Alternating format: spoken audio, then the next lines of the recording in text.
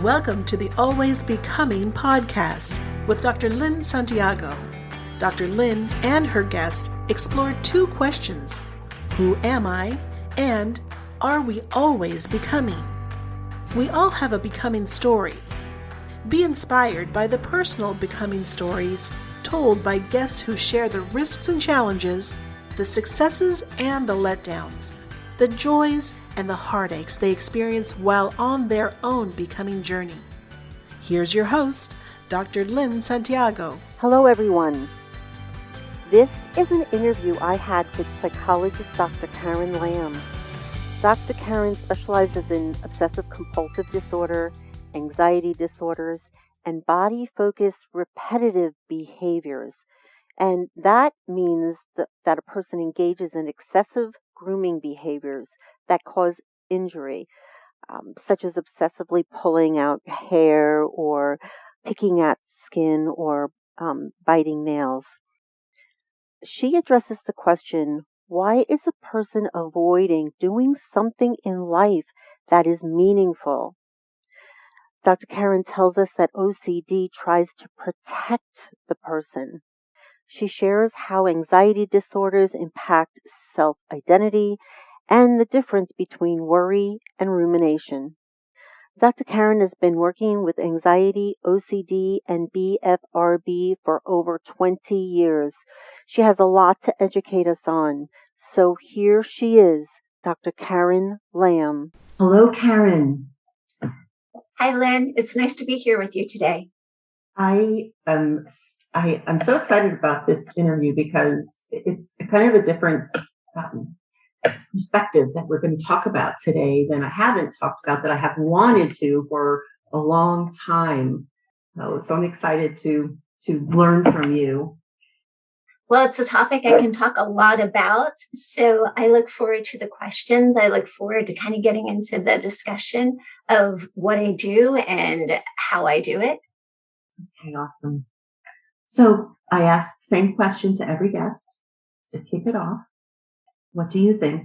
Are we always becoming? Absolutely. We are always becoming, well, in my line of work, we're always becoming the opposite of our doubt. We're always becoming brave. We're always becoming valued. We're always becoming not ashamed. So yes, I believe we are always becoming.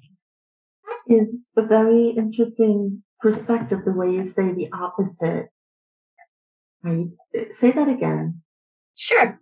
We're always becoming not our doubtful thoughts, not our doubtful experiences, our sensations, our fears. However, sometimes we get bogged down and we go in the wrong direction. I know we're going to be touching more on that for sure. Absolutely. Okay. So tell us what you do, the type of disorders that you work with. Let's start with that. Okay. And the people, the kind of, the children, adults, and, what you do. I work with all ages, from little toddlers all the way up to people in their 80s, specifically with anxiety disorders. And when I say anxiety, the majority of the cases I work with have obsessive compulsive disorder or body-focused repetitive behaviors, BFRBs for short. And that's a mouthful. Mm-hmm. Yes. The type of work I do is understanding why a person is avoidant of doing something in their life that is meaningful. And so from a little child who is afraid to touch something that might be contaminated, to a middle schooler who is having intrusive thoughts that, what if I'm gay? What if I'm not gay? What do I do with this? And is seeking this urgency through rumination, all the way up to people, new moms who are afraid, what if I hurt my child? What if I touch them inappropriately and I've injured them in some way? Mm-hmm. That is what I do. Now, body-focused repetitive behaviors, they're very different, even though they tend to be lumped into OCD. These are excessive grooming behaviors. The people who, pull out their hair excessively until there's a bald spot, or pick at their skin, bite their nails. And we're talking that there's a real injury to the body, that there's some impairment from this. Extreme. Yes. Mm-hmm. I'm really curious, and I know a lot of people are curious, because when they think of somebody with OCD or somebody who has hoarding behaviors or is obsessive, they get what's on the media, right? They just see what's on the media. And so often, I know I assume everybody hears somebody say, "Oh, I'm so OCD," right? "Oh, I'm so OCD." And there's a line, right? There's a line from, having those behaviors or traits to crossing over and it becoming what we would consider a disorder. Can you talk more about that? Absolutely. In normal development, we have to repeat behaviors to learn them. So the little child that's lining up their cars, not necessarily OCD. Now, I'll give you an example of a young child I worked with. He used to go into 7-Eleven with his mom. And when he went into 7-Eleven, he would get really upset that the lids were everywhere, the straws weren't lined up. And he would go in there and spend like 25 minutes organizing it. He could not leave until it was all organized. So we take our normal developmental, lets everyone clean up, but then it starts to stretch. And that's really where we look at is, are we stretching what typical behaviors are? And how much are we stretching them? And what happens is people will say, "I'm so OCD." And then I think people who work with OCD often come back with, OCD is not an adjective. Okay. And that I'm going to talk a little bit more. I'd like to talk a little bit more about that because that has to do with identity, right? So I definitely want to talk about that. Can you share about, I know you use the example of cars lining up in 7-Eleven, and what would be some examples of people who are adults who have managed to get all the way through, right? And now they're in their homes and they're with family members and they are, let's use the lining up, everything has to be lined up and other people other people don't live that way. Mm-hmm. Right? What happens with that? That is a spectacular question because we often say OCD lives in our families, because if I have distress because something is not just right or out of place, or internally I have a rigid rule about something, and then all of a sudden, do I expect my family members to do it a just right way? Do they start changing their behaviors based on something that is internally driven for me? And OCD and families, there's a real challenge there. We need the whole system to want to change, or at least not want to, willing to change. But then it can cause high levels of anger, distress, arguments, family dysfunction, avoidance. Family members are like, "Oh, I can't ask them not to do that." Lateness. It's hard for them to leave the house until everything is just right. Impact work. I can only work from home because in the office, I can't get things just right. So there's a lot of places where this can be impairing. Yes, I can just imagine. I know I've had some clients that have expressed these kinds of frustrations too. And if the person doesn't have that much insight into what's happening, there can be kind of a blaming of the other person, right? That the family member is doing it wrong, and they're the one, they're doing it wrong. They have a problem. Again, if there isn't a lot of insight, do you see that?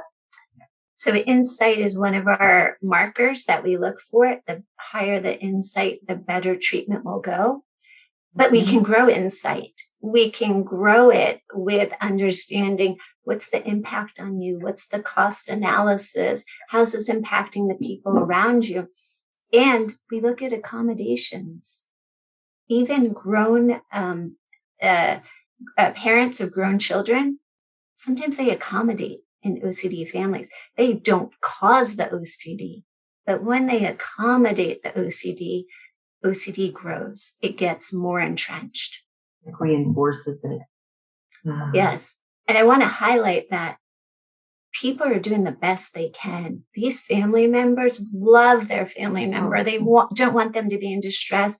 And so they're doing the best they can. Sometimes my job is to help them learn that sometimes not giving reassurance is actually better. I know it looks like it causes distress, but in the long run, you're going to be helping the person you love.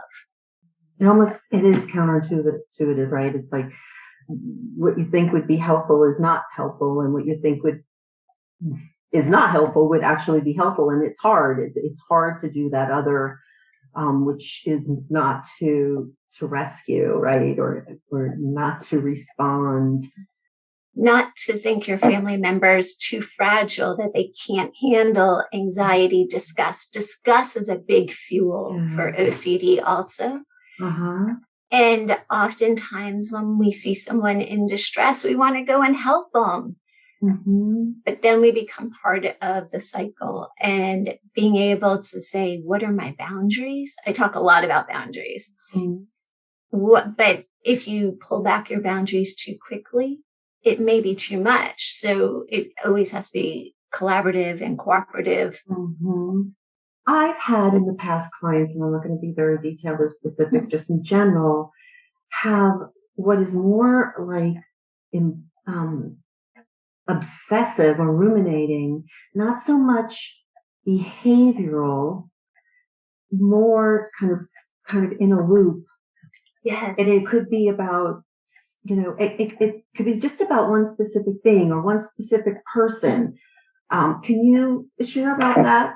Absolutely. I love your hand movement because I do that all the time. Are we in the loop? Right? Because when people start to become aware of being in that loop, and we look for urgency, am I trying to think my way out of this thought right now? But we also look at repetition, and rumination is a mental compulsion that we do in our head. People don't always think of it that way because you don't always see it, but it is usually in response to a sensation, a discomfort, a thought, and that rumination. What we find is people can be ruminating 8 hours a day and you may not know it. But then someone comes and they're like, hey, can you do this one more thing? And they're like, I have no more energy. And so they don't know what's underneath the iceberg of rumination is exhausting, but it will never solve the answer.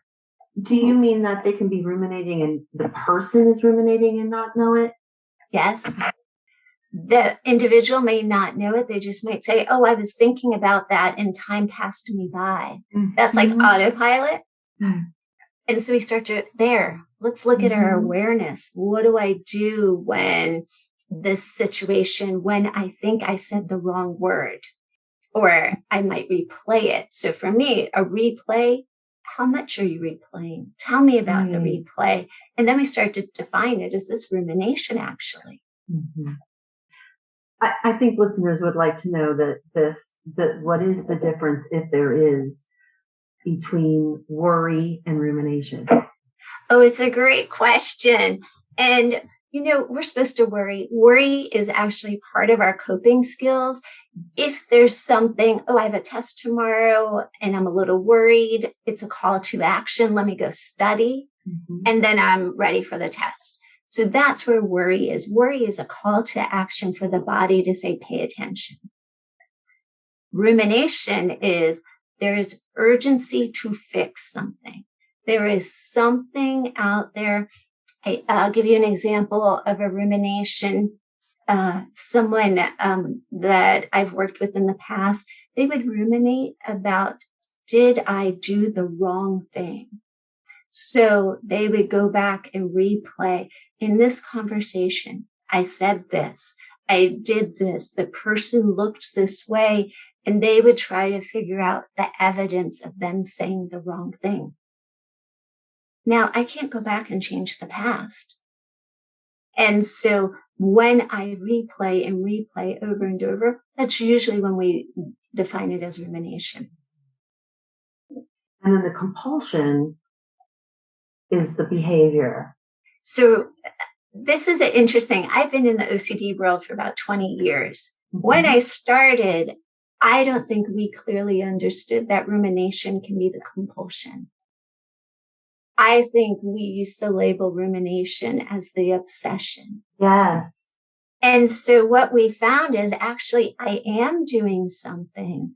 And what I'm doing is ruminating in a loop over and over and over again. And that's mm-hmm. doing. So anytime we're doing something, that's actually the compulsion. Mm-hmm.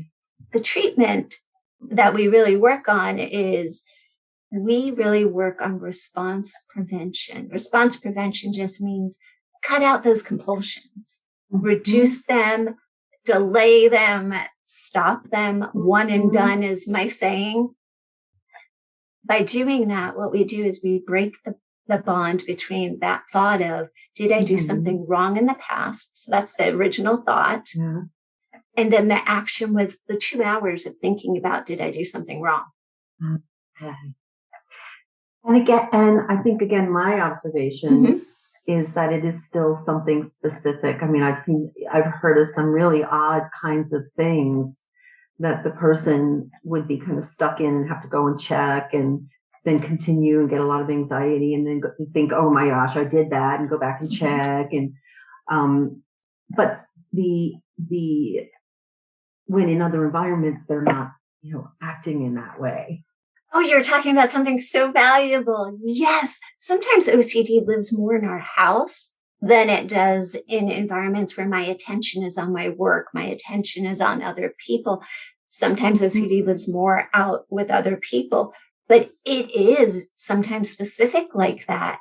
A lot of times I'll hear parents say something like, when my teen is with their friends, they don't seem to have OCD, but when they're at home and you start to realize, OCD, it is a hypocrite. It changes the rules. It changes when it is intense. It is not as predictable as we might think. And there's a lot of different categories for OCD. I mean, we have scrupulosity, where someone might be really debating, am I a good person? Am I a bad person? They don't have to be religious, but they may. And it may involve, did I pray just right? Was I wholehearted? Was I pure-hearted? Yeah. Perfectionism, that gets in there, because how do you know if you're pure-hearted 100% when you're giving a prayer? And then you might repeat it. And next thing you know, you have 7 to 8 hours of prayer trying to get it just right. Mm-hmm. I believe it's on your website, I read that I don't remember what it was, OCD can be greedy, mm-hmm. or anxiety could be greedy. And then I was thinking, and it can be needy also. So can you explain that? I thought that was really interesting. That popped out for me, and I was like, okay, what does that mean? So if you think about it, OCD is trying to protect you from thoughts, from sensations, from urges. And so then the more it tries to protect you, the more you do compulsions. And then the more you try to avoid the feeling of guilt, shame, disgust, sadness. People don't realize sadness can be lurking under there. Yeah. And as all these feelings are lurking and I'm trying to avoid the painful feelings and tolerating them, I do more compulsions. So then I get greedy with it and I take up your time. I take up other people's time. Mm-hmm. Yeah. And and it's needy. Can you see that? Because I have seen that in some circumstances, let's say the need for reassurance. Absolutely. The need for reassurance is a very popular compulsion. And if you're working with a young child, they do need encouragement. They need some reassurance that they're doing, going the right direction, that they're safe. But then what happens is, and here's where the needy and greedy come in. Mom, did I do the right thing? Mom, is this what you meant? Mom, I was wondering. And so I start getting more of mom's attention, but I'm really not trusting myself to learn. I'm relying on mom's reassurance to say that I'm doing the right thing. And so then I'm starting to give up my own building of trust that I can handle if I do the wrong thing or if I do the neutral thing. Sometimes the neutral thing is scary too. And just not do anything, are you saying? Yes. Okay. Yeah. Mm-hmm. And then what happens is you might notice with adults, they'll seek reassurance. Are you mad at me? Did I do something wrong? Do you love me? Do I love you enough? I can seek reassurance with myself internally or externally. Reddit is a popular place. Sometimes people will go on and say, hey, and they'll seek reassurance. Do you think in this picture I look just right? Or, hey, I said this to a friend. And so sometimes we actually might use our local supports or our social media, right? Yes. Wow. Yes. Which is slick and clever. But then I start wanting more and more support when I feel anxious or unsure. I want to move into a little bit of, the podcast is about becoming, always becoming. And part of becoming is how we identify ourselves, right? When we say, I am ... right? I am ... And it can be psychological, it could be spiritual, it could be it's actually all, right? Yes. All of those, we talk about whole or whole person.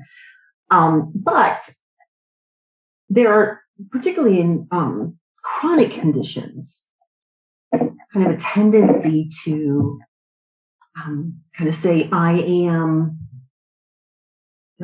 I guess the one that stands out for me is I am a hoarder. And then other people would say, he is a hoarder. Yes. Right? Instead of a person who has, do you tell me if you see that? What kind of develops as far as personality? So hoarding is a little bit different. And hoarding, the underlining parts of hoarding, we tend to see attention issues, depression, hoarding that lots of times hoarders will really have an emotional attachment to items. There will be some, and I say this because sometimes people actually like the identity of I am a hoarder because then people don't challenge them. Well, if you're a hoarder, then that explains why you have these objects and these things, and that maybe they'll start to think you won't change. Some people will say, I'm so OCD, like you mentioned. And yes, I may have obsessions and I may have compulsions, yet I'm a human under here. And my work is always to let my clients know they are not as fragile as OCD tells them. And that's part of the becoming that you are more than the barrier that's right in front of you. The shame and the guilt are really large with people with OCD and with hoarding too. And people with BFRBs. So we often have to, help identify the values and the direction. Well, who are you? Who do you want to be? Because the hope and dreams, they get hidden. Because safety is much more important. Yeah. So a person can move into, if we talk about like life path, could move into kind of this place where their condition becomes who they are. Yes. And they're not able to see what's underneath and be able to kind of embrace that so that is the person or that is moving forward. Absolutely. Let's say one of your compulsions might be have a negative inner critic playing around over and over. Mhm. You're worthless. You made a mistake. You don't deserve to be here. That actually can be a compulsion. Yeah. And that can start to become your identity. I'm worthless. I should be invisible. Everyone's needs are more important than mine. So oftentimes, you have to do a lot of work there of what's important to you besides safety. Because the truth is, whatever you're afraid of with OCD, you're actually wind up going toward versus away with all those compulsions. So we got to wrap up. Okay. I have a few things that I want to make sure we talk about. Sure. First is, how can people reach you? Is there either a website or a Instagram or anything that you want to say? It's going to be on the description, but I want you to be able to also say where they can contact you. Sure. I have a website. It's www.lambpsychservices.com. On there, there's a form that will send me emails. My phone number, my office number is on there, and it's usually the most direct place. I also have a Facebook page for Lamb Psychological Services. Mm-hmm. And, I haven't been posting much, but usually when I post something, it's going to be about anxiety. It's going to be about OCD. It's going to be about support. And you can usually tell what's going on in my world based on the things I post, because you have to get really curious in this work. And I'm always learning. I am always learning how to be better at what I do, because OCD is a beast. It is hard to treat. Mm-hmm. The people who have OCD are brave and kind and lovely, Right. and they're scared of their own thoughts, their own sensations. So usually you can tell what I'm learning about or what I'm interested in based on what I'm posting on Facebook. There was one thing that I wanted to cover that we really don't have time to, because I know it's actually such a large thing, is the neuropsychology behind it. That it's so abstract. We've been talking about anxiety and OCD in such an abstract way, and now we can see the neural pathways, right? And the neuroplasticity. Yes. And I found a couple of cases, my clients, when I presented it that way, when I showed them what was happening in the brain and the amygdala and, the activation of the amygdala, it just changed things for them. It was like, whew. Yes.